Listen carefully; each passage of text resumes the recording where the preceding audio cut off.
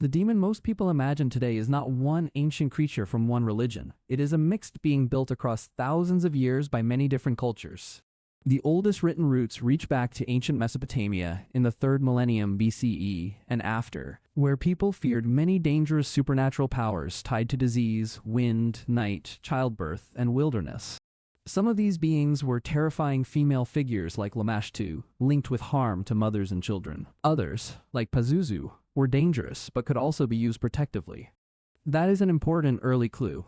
The oldest demon-like beings were not always pure evil in a simple good versus evil war. They were often spiritually dangerous and morally mixed.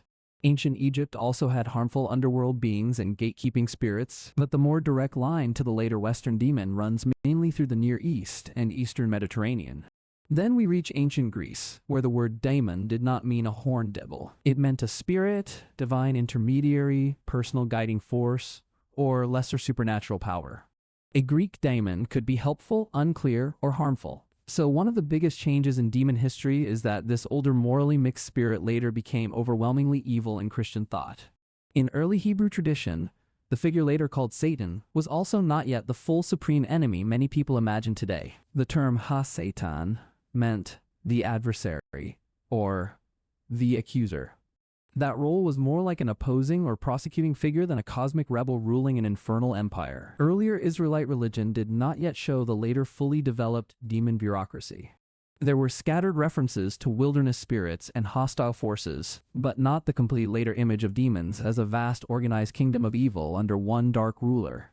A major turning point came during and after the Babylonian exile and Persian period, when Jewish thought encountered stronger dualistic ideas shaped in part by Zoroastrian influence.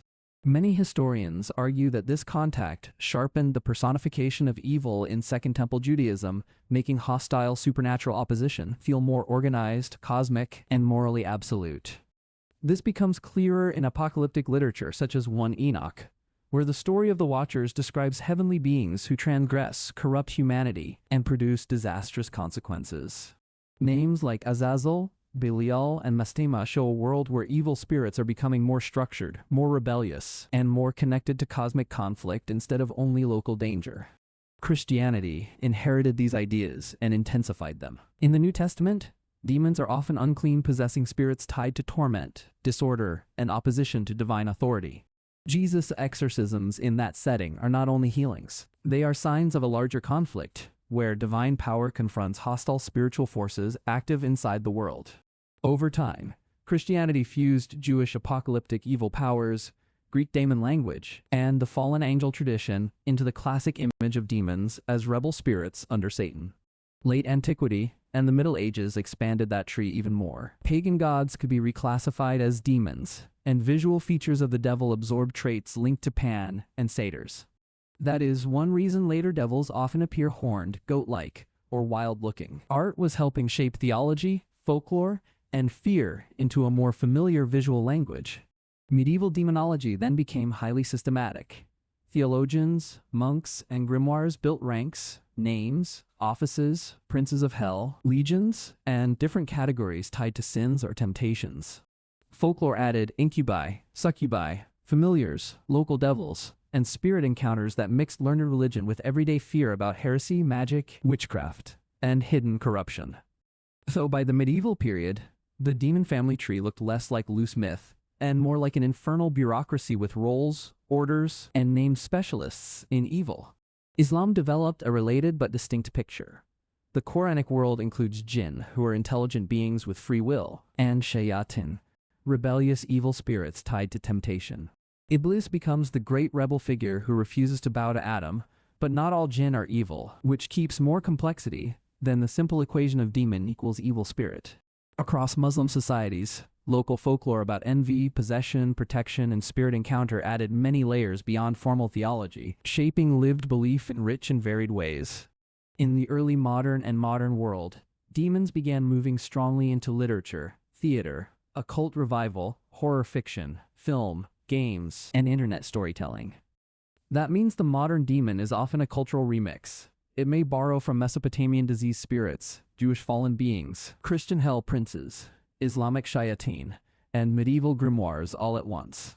Many famous demon names used today come not from ancient worship directly, but from later catalogs, reinterpretations, and artistic traditions that kept reshaping the image.